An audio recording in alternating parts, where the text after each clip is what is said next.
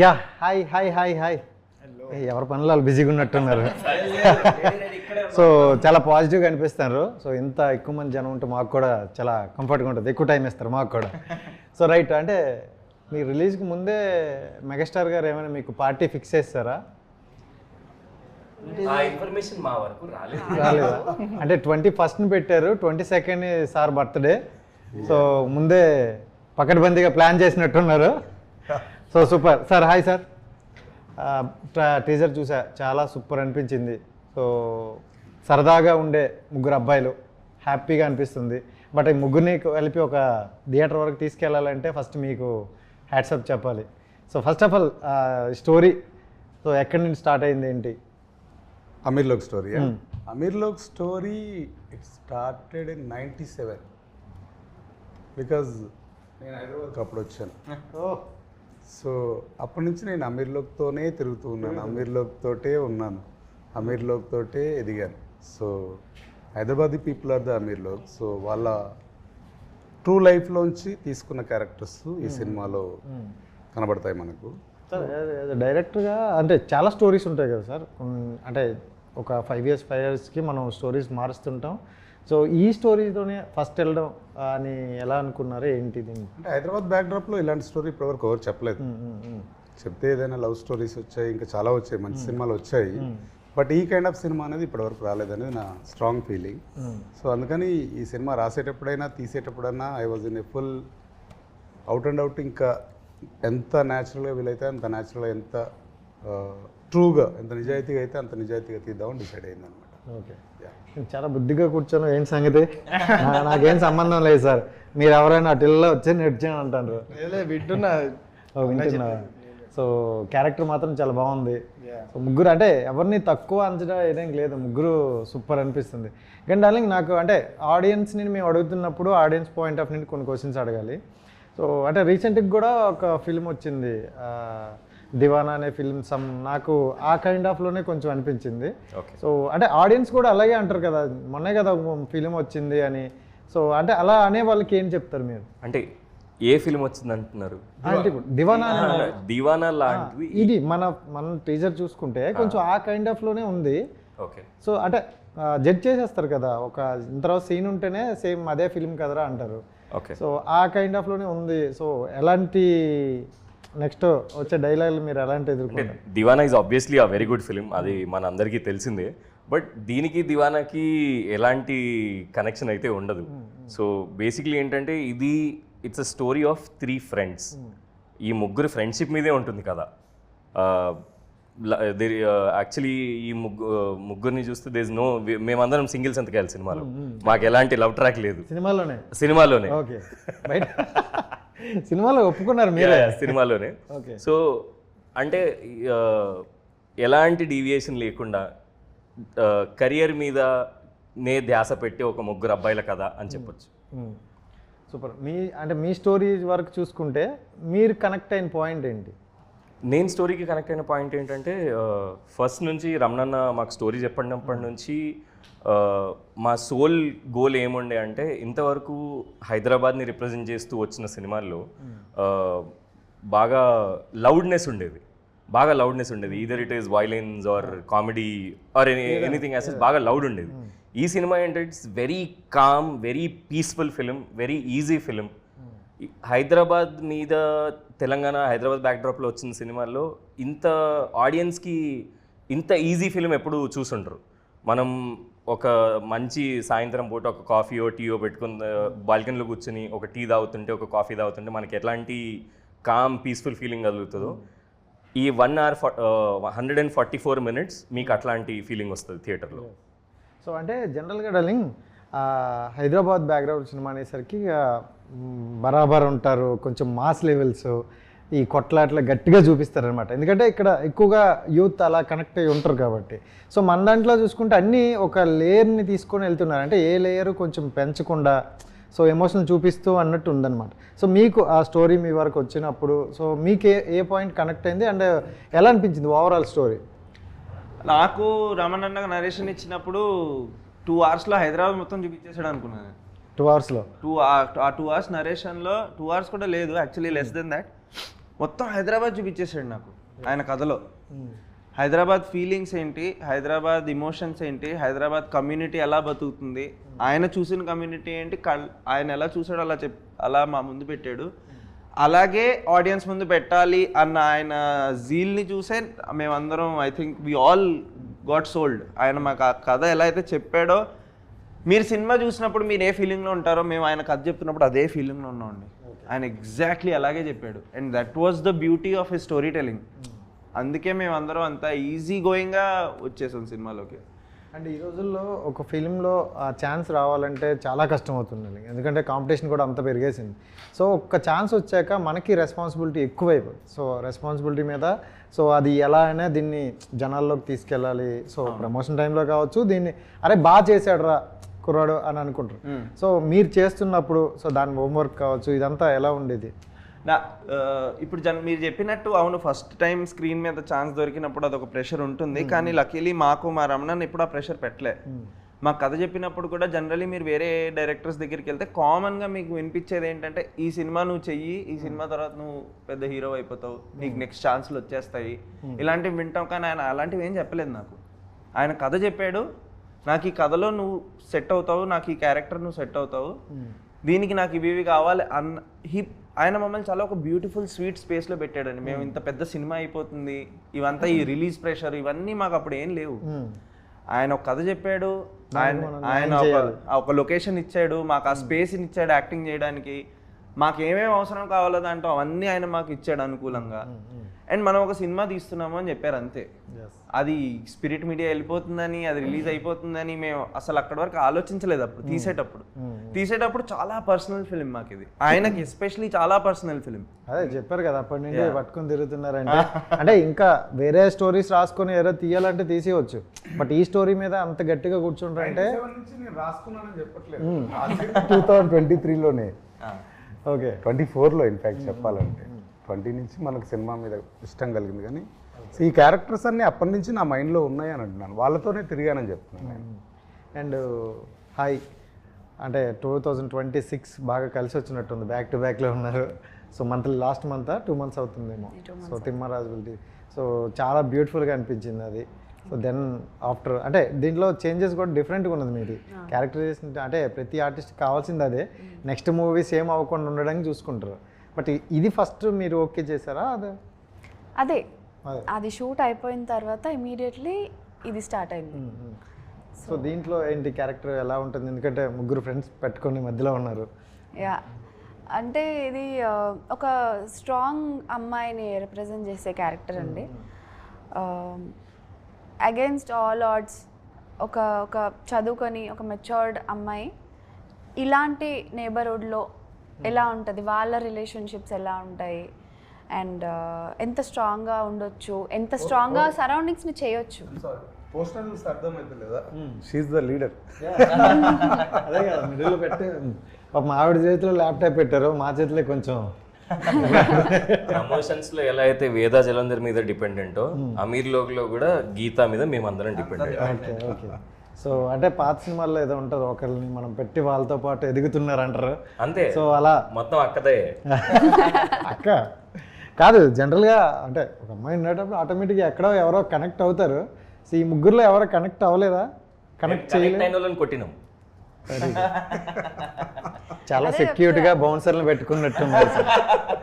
అదే అంటే ఒక్కరికొకరికి ఏమీ అవ్వని వాళ్ళ రిలేషన్షిప్స్ కూడా ఎంత బ్యూటిఫుల్గా ఉండగలుగుతాయి. అందులో నాదెంత బ్యూటిఫుల్ క్యారెక్టర్ అన్నది పాయింట్. కానీ ఇండిపెండెంట్ క్యారెక్టర్స్ని మీరు ఎప్పుడు చూసుండారు నాకు తెలిసి. ఇంత వేరే ఏ సినిమాలో చూసిన ఒక అమ్మాయి ఉంటే ఇప్పుడు మీరు అడిగినట్టే ఎక్కడన్నా లవ్ అదే బ్యాచ్ లో ఎవరో ఒకరిని కనెక్ట్ చేసి ఉంచుతారనమాట. అదే కానీ ఇక్కడ అలా ఏమీ ఆ లైనే తెంపేసినట్టున్నారు. చాలా అట్లీస్ట్ ఇప్పుడు మేమైనా ట్రై చేద్దాం అంటే కొట్టినాం అంటారు, ఇలా సీరియస్గా కొట్టినాం అంటారు. ఎందుకు ఇక్కడ మళ్ళీ కొత్తగా అంటే మా అవసరం లేదు, కత్తి డాల్ లేదు కానీ రుద్రమే. It's a full circle. గీతకు అన్ని ఉన్నాయి లైఫ్లో, అన్ని యాంగిల్స్ ఉన్నాయి. సో డార్లింగ్ నేను ఇక్కడ ఎన్నో వెళ్ళిపోయింది. సో నీ క్యారెక్టరైజేషన్ చెప్పు డార్లింగ్. అంటే నువ్వు బాగా కనెక్ట్ అయిన పాయింట్ ఏంటి అసలు? ఈ ముగ్గురులో అంటే మిగతా వాళ్ళిద్దరిలో నీకు బెస్ట్ అంటే ఎవరు చెప్తారు? అమ్మాయి అంటే అఫ్కోర్స్ అది చెప్పేస్తావు, అందుకే వాళ్ళిద్దరిని. వాళ్ళిద్దరు నాకు ఇద్దరు 2 కళ లాంటి వారు. అయిపోయింది కదా ఇంటర్వ్యూ, అయిపోయింది. లేదు ఇప్పుడే మొదలయ్యింది మీ అక్కడ మొదలు పెడితే అయిపోయినట్టే, అర్థమైంది. నిజంగానే ఇద్దరు నా క్లోజ్ ఫ్రెండ్స్ లాంటి కంప్లీట్ క్లోజ్ ఫ్రెండ్స్ కాదు, best friends. Okay. So Seenu అనే క్యారెక్టర్ చేసిన పెంట వల్ల ఈ సినిమా జరిగింది.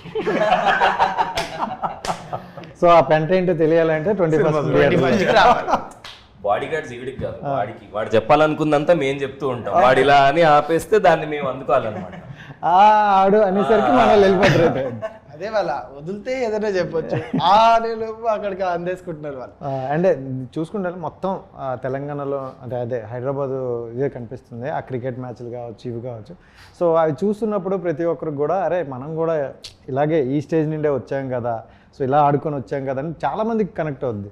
సో మీరు అంటే ఇప్పుడు ఇది షూటింగ్ చేస్తున్న ఆ టైంలో కానీ సో హ్యాపీగా ఎంజాయ్ చేస్తూ చేశారని అనుకుంటాను నాకు తెలిసి. ఎక్కడ ఏదో సినిమా చేస్తున్నాం షూటింగ్ అనిలా కాకుండా సో మొత్తం అంటే ఈ సినిమాలో కనపడే జనాభా ఏదైతుందో వాళ్ళందరినూ అదే హైర్ చేసుకొని సినిమాలో పెట్టాలంటే మా సినిమా 50 కోట్లు అవుద్ది. మీరు మాత్రం చాలా సో సింపుల్గా మీరు మాత్రం ఆర్జీవీ లాగా అనేస్తారు. సో ఎంత మాట్లాడాలి అంతే మాట్లాడుతున్నారు సార్. అంటే కమర్షియల్గా మాట్లాడుకుందాం సార్ కొంచెం. అంటే ఎక్కడికైనా తీసుకెళ్ళి మీరు ఈ ప్రాజెక్టు వాళ్ళు అడిగే మాట ఒకటే, సో కొత్త వాళ్ళు కదా బిజినెస్ ఏంటి మేము ఎలా తీసుకోవాలి అని చాలా వరకు మాటలు మీరు వినే ఉంటారు. సో వాళ్ళకి మీరు ఇచ్చే సమాధానం అప్పుడు ఆ టైంలో కానీ ఏం చెప్పారు? మనకు ప్రీమియర్స్ తర్వాత తెలిసిపోతుందండి. ఫస్ట్ డే డెఫినెట్గా బయటికి వచ్చే టాక్ ఏదైతే ఉంటుందో అది చెప్తుంది కొత్త వాళ్ళ మంచి నటుల కొత్త నటుల అనేది డెఫినెట్గా తెలుస్తుంది. బట్ అందరూ కొత్త వాళ్ళు అనుకుంటే నెక్స్ట్ వచ్చే జనరేషన్కి ఎవరు వస్తారు? బట్ ఇలాంటి టాలెంట్ అంటే టీజర్ చూస్తున్నా చెప్పి నాకు ఎక్కడ కొత్త పాత అని ఎక్కడ అనిపించలే. ఆ క్యారెక్టర్లో వాళ్ళు ఇన్వాల్వ్ అయిపోయి సరదాగా నవ్వించేశారు కాసేపు. సో బట్ మేమందరం టీజర్ చూసిన తర్వాత లేకపోతే ట్రైలర్ చూసి థియేటర్ చూసి మేము ఫిక్స్ అవుతాం వాట్ ఎవర్. బట్ మీరు వాళ్ళని ఫస్ట్ చూసేటప్పుడే అరే ఈ క్యారెక్టర్ వీడు సెట్ అవుతారు, ఈ క్యారెక్టర్కి ఈఎంఐ కరెక్టు అనే పాయింట్ ఉంటుంది. సో వీళ్ళని సెలెక్ట్ చేసేటప్పుడు అంటే ఏ పాయింట్ మీరు కనెక్ట్ అయ్యి వీళ్ళని సెలెక్ట్ చేశారు సార్?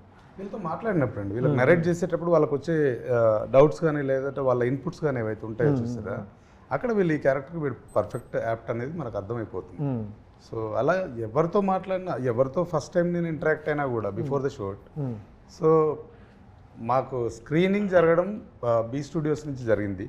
వాళ్ళే అంటే స్క్రీనింగ్ ఇన్ ద సెన్స్ వాళ్ళే పంపించారు ఆర్టిస్ట్ని చాలా వరకు. అదే అంటే స్క్రీనింగ్ కూడా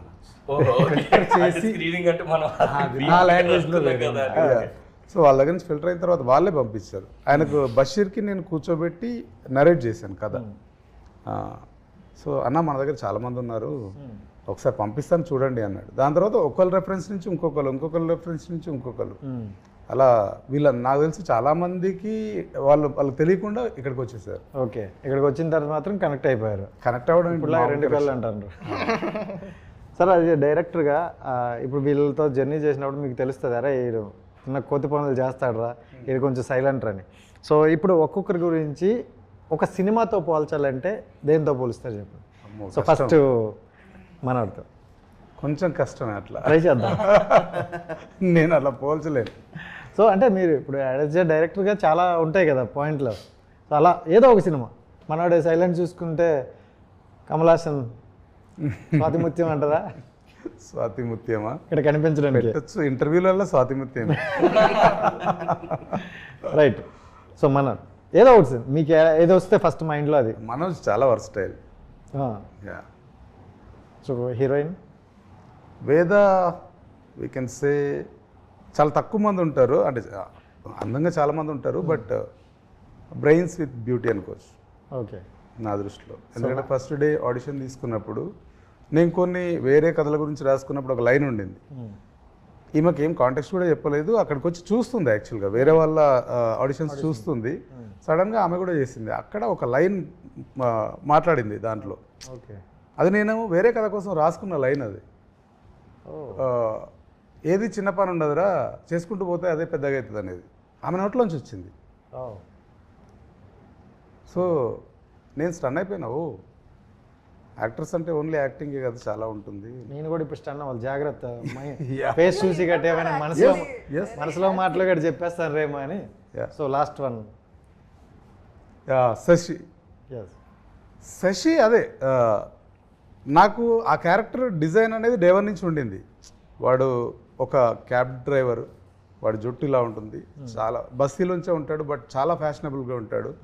ఎందుకంటే వాడు ఒక డిఫరెంట్ క్యాండిడేట్ అలా అనుకున్నాను. ఆడి ఫోటో చూపించాగానే అరే పిలిపించు అని సందీప్కి చెప్పగానే సందీప్ పిలిపించిండు. వచ్చి మాట్లాడడానికి వచ్చిన రోజు ఈజ్ లైక్ విన్నాడు, బయటికి వెళ్ళి ఈయన చెప్పినట్టు తీస్తాడా ఆ డౌట్ ఉండింది. చెప్పడం బాగా చెప్పాడు కానీ చెప్పినట్టు తీస్తాడా. సో ఐ థింక్ నౌ ఆడే చెప్తున్నాడు చెప్పిన దానికంటే బాగా. ఫైనల్గా మీ మీదే డౌట్ వచ్చిందనమాట పెద్ద ఫ్యానే అయితే. అంటే నేను డెబ్యూటెంట్, వాళ్ళందరూ ఆల్రెడీ పనిచేస్తున్నారు కదా సినిమాల్లో.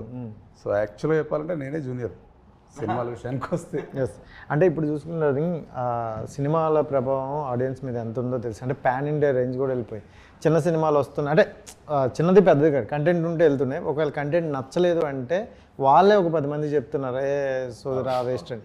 దాని తర్వాత ఒక ఆర్టిస్ట్కి ఆ క్యారెక్టర్లు రావడం అనేది చాలా కష్టం అయిపోద్ది ఒక 5 years వరకు. సో ఆ స్పాన్ అనేది చాలా మనకి కూడా క్రూలియస్ టైం అనమాట. సో ఆ టైంలో చాలా ఇబ్బంది పడతారు. సో అంటే ఇవన్నీ ఫేస్ చేయాలంటే ఫస్ట్ మనకి ఈ ప్లాట్ఫామ్ ఏదైతే ఉందో మన క్యారెక్టర్ని కొంతమంది నచ్చినట్టునే చూసుకోవాలనుకుంటారు. సో మీరు అంటే అందరూ కనెక్ట్ అయ్యి ఒక ఫ్రెండ్స్ జోనల్ రావాలంటే స్క్రీన్ మీద మాకు ఫ్రెండ్స్ రా అన్నట్టు కనిపిస్తుంది, బట్ మీరు ఎక్కడెక్కడో వచ్చి కూడా అక్కడ చేయనప్పుడు సో మీరు ఏమైనా హోంవర్క్ చేశారా అది ఫర్దర్గా? కానీ అందరూ అంటే హోంవర్క్ అన్నా కూడా అన్నకి సినిమా స్టార్ట్ చేసినప్పుడు చాలా సజెషన్స్ వచ్చినాయి. కథ చాలా బాగుంది, కొత్త యాక్టర్స్తో ఎందుకు, తెలిసిన యాక్టర్స్తో చేస్తే నీకు బిజినెస్ కూడా ఈజీ అవుతుంది అని. But he trusted the actors he found. So అతను అన్న అంత నమ్మినప్పుడు నువ్వు ఏదో నేనేదో చేసేయాలి సినిమాలో, నేనేదో కనపడాలి అన్నప్పుడు, and his biggest trust factor was his story. So మేము కూడా ఆయన అంత నమ్ముతున్నాడు అంటే ఆ కథకు అనుగుణంగా మమ్మల్ని చూస్తున్నాడని అర్థం. అప్పుడు నేను లేదంటే వాడు వేద లేదా హరి ఇఫ్ మేము మా పర్సనల్ పర్స్పెక్టివ్ పెట్టేసి మేమేదో కనిపించేలాగా యాక్టింగ్ చేయాలి అనుకుంటే కథ వర్కౌట్ అవ్వదు సార్.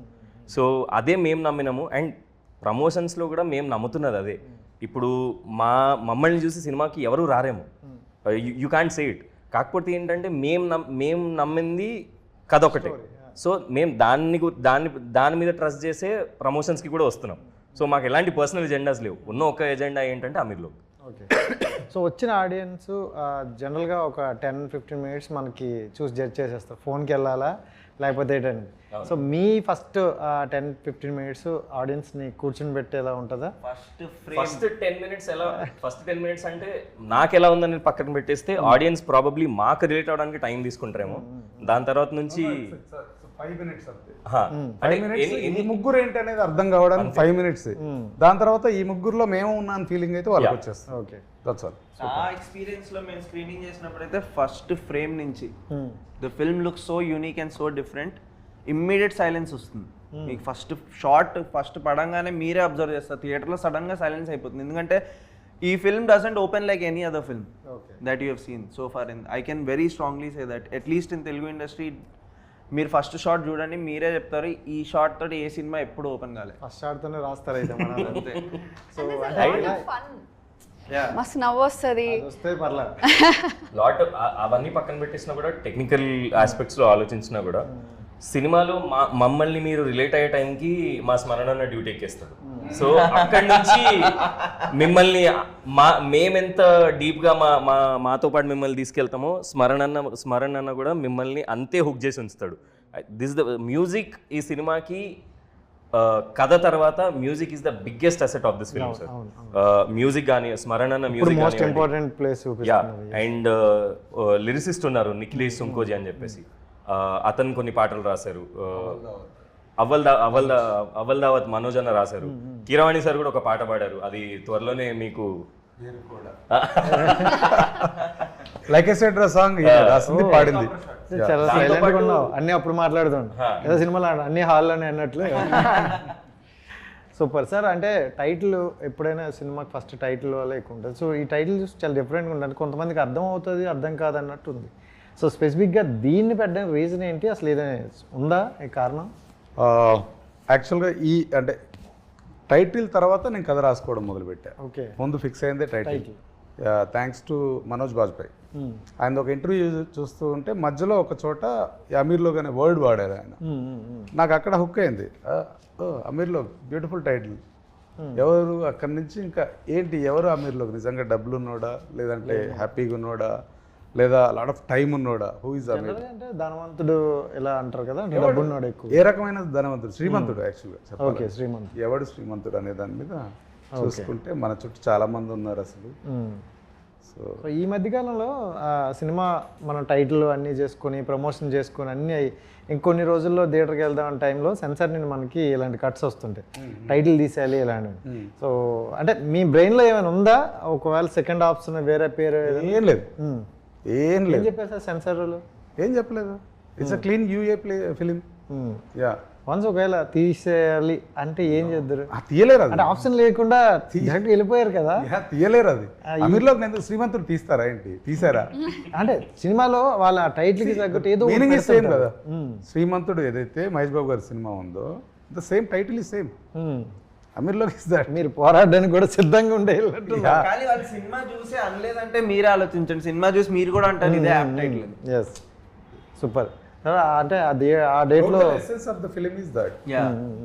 సార్ థియేటర్లు అవన్నీ ఓకే సార్? మాకు స్పిరిట్ ఉందండి. మా రూమ్లో మంచి ఏసీ ఉంది అన్నట్టు చెప్తుంది సార్. హ్యాపీగా మాకు స్పిరిట్ ఉందండి. ఫ్యాన్ ఉంటే చాలు, ఇంకేం కావాలి. Super sir. ఓటీటీ ఏమైనా అప్రోచ్ అయ్యారు సార్? లేదు, ఎందుకంటే సినిమాకు ముందే కొన్ని అప్రోచ్ తీసేసి అవ్వలేదు యాక్చువల్లీ. ఇంకా దాని తర్వాతనా థియేటర్ తర్వాత వెళ్దాం అనుకుంటారు. సూపర్, మంచి కాన్ఫిడెన్స్గా ఉన్నారు. నాకు కూడా అక్కడ జెండా ఒప్పుతున్నారు. So thank you so much and wish all the best.